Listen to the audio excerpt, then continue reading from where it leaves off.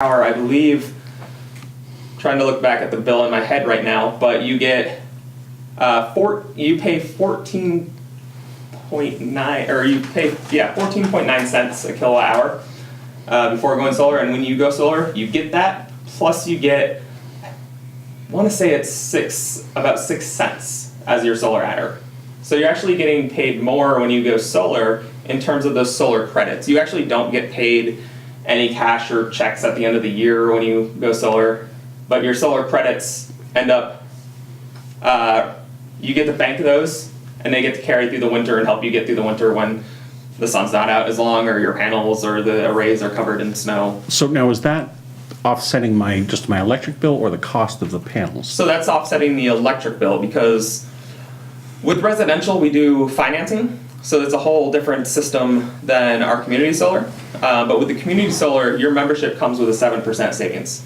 So when we size you your membership, we base it off what you would pay normally on average for your electricity, but then you get that 7% savings every month. So it's a guaranteed 7% savings. So at the end of the year, if you don't get that 7% savings, then Suncommon will actually pay you the difference. So, but that's how the solar works with the residential and community solar. In terms of how Suncommon gets paid, a lot of these arrays we are now working with Kendall. This was an article that went out a while back about Suncommon working with Kendall for some of these arrays. So I'm sorry, I don't know who Kendall is. Yeah, I can't remember their full name off the top of my head. Sure. But it's another business that has pretty much bought a couple of these different arrays. So we get paid through them. So it's not actually Suncommon, it's So not all the arrays are Suncommon. We have a lot of Suncommon arrays here. Yeah. But we are the ones who actually do the installations. Right. Yeah. But they may be owned by... They're owned by a third party. Okay. So when we do the financing too, that's through a third party financing as well. We do Vermont Employees Credit Union. So if I wanted to buy into the grid, that's... So if you're doing the membership to the community solar array, you're still paying Suncommon. You're still getting that membership thing from Suncommon. And when you do residential, you're just paying off a solar loan instead of your utility bill. Okay. And so this one will go through Kendall then? Yes, I believe so. Yep. So I got one more. Sure, go ahead. So if I want to join this solar community, what's it going to cost me upfront? Anything? $1. $1. Yep. Okay. So if I convince anyone to join this, I also have cards to sign up too. So. But you have to be on Green Mountain Power. You do, yes.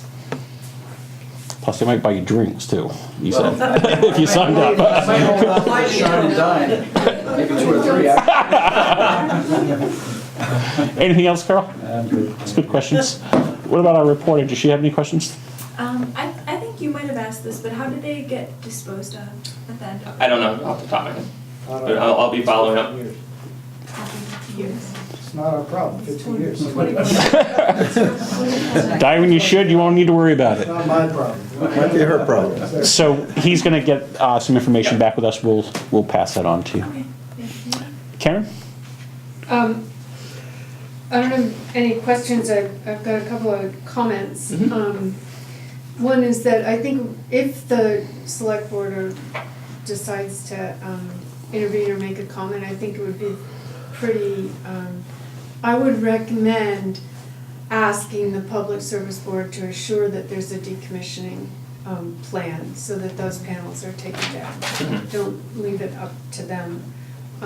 That's fair. We haven't adopted our new municipal plan yet. What the Public Service Board does is look in the municipal plan for a clear community standard. That's what they call it, a clear community standard.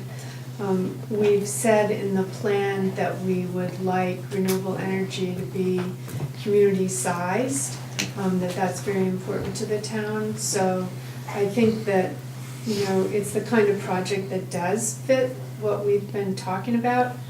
the hitch is that we haven't adopted the plan yet, so the Public Service Board might say, you don't have any clear community standard, because you don't have anything adopted right now. So I should have mentioned in terms of decommissioning these arrays are not permanent. They're just post pounded into the ground. So obviously we'll be taking them up once they're done. Once their lifespan's done, we'll take them away. So we do it with residentials too. All residential systems, unless of course there's ledge, are just pounded into the ground. We try to keep as minimal environmental impact as possible. All right, so that's the answer to the question that they were, Yep. but that's clear that, all right, after 50 years, so there is a So it's decommissioning either plan. so it's either after the 25 years Or whatever the it is. extension of the 50. Right, whatever that Yep. period happens to be, Yep. Suncommon will back up with, something and haul them out whenever Yep. it's done. And that's in writing? Probably, yeah. I don't know. I mean, it's something that it's what we'll do. Yeah, Granted, we're still around then, Exactly. but Yeah, that's the problem. Yeah. so that would be a good point to make a comment to the Public Service Department from the Select Board. All right, we Yes. just want something in writing that 25 to whatever years these have used their use, when the useful life is up, we just don't want them, to be, Eric to hang, whatever on, there's things like that. yeah, I mean, that's really far in the future, so Or a fund in case they're not around. that's Right. that's definitely a concern at Suncommon is. Good. Karen, any other That's it. comments, questions? We've had enough for you, Jonathan, we can skip you. No. One more All right, go ahead, John. You ran your numbers by us here, and I didn't quite get it, so I'd like you to do it again. For a GMP customer to buy a kilowatt hour for their house, it costs 14 cents, I think you said. It's about 14 Yeah, cents. we'll just call it 14. Mhm.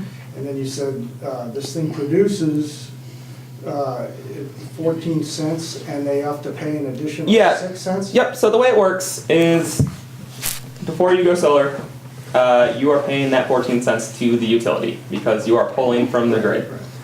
When you go solar, since you are now creating your own energy, you are feeding it back out to the grid since we don't do battery backups or anything, so it's going straight back out to the grid. So who pays the extra 6 cents? That's the utility. Okay. So it's the solar adder and it's Vermont law. So the utility has to pay that 14 cents plus that solar adder. So the 6 cents comes from all the other people who are on the grid who are not in the solar program. I think those are subsidies from the state. Yeah. Okay, well, Yep. that was It's my where that question, stuff comes from. is Where does Suncommon make their cut? Because this is not cheap to install and buy these things. And where is the money that pays for this to happen? Because there's more money coming out of it than the members are. Yep. That's a fair question, and I don't know. I'm not gonna lie to you. It's a significant question. Yes. Yep. And I will follow up with you as soon as I know that answer. And all that will be in the information that you're sending Cheryl tomorrow, right? Yes. Everything will be.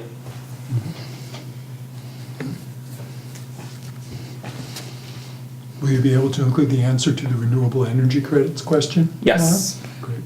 Yep, there are better experts at Suncommon than all the organizers because like I said, we basically know the basic information. I've been with Suncommon for 7 months, so I'm still learning. Everything's still always changing. So, Jonathan, anything else? Dwayne, you got any comments? Deborah? Yeah, so, just a comment, are you John? William. Okay, because when you got this letter, and it's very nice and encourages us all and to get in touch and find out about the program, I called Jonathan Chiappa and I emailed him. okay, And I haven't heard anything, okay. and I have no response, which doesn't give me a lot of faith in the fact that you say Suncommon is gonna take down the panels in 50 years. So I just would like, I'll be interested to see tomorrow the answers. And it concerns me that Yes. neither my email nor phone, What is your name again? Deborah Feldman. Deborah Feldman. All right, I will make sure he reaches back out to you. He's also new, so Doesn't make any difference. yeah. But I will make sure he reaches back out. Even more reason of reaching out, you're new, do your job. Deborah? and I'm not, you know, I support the project. It's the company I have concerns Okay. about. Fair enough. That's it. Thank you. I'd like to make some general comments if I can, supported by some information that I picked up in the Wall Street Journal. Okay. And these are not directed at SunPower, not directed at Dwayne, not directed at this particular project. My concern is, as it says in that Vermont is going to go ahead and have 90% of its energy produced by renewable sources, right? I came here to see the views, to live the life in Vermont that the ancestors of Dwayne lived. And I really don't want to look at this stuff, and I don't want to smell it, and I don't want to hear it. But I'm afraid at the direction that it's going, I'm going to hear all those things. So my time here in Vermont may be limited because of that. There was an article in a paper that NRG chief was recently resigned. NRG is a company, unlike, very similar to Green Mountain or Washington Electric, it's based in New Jersey.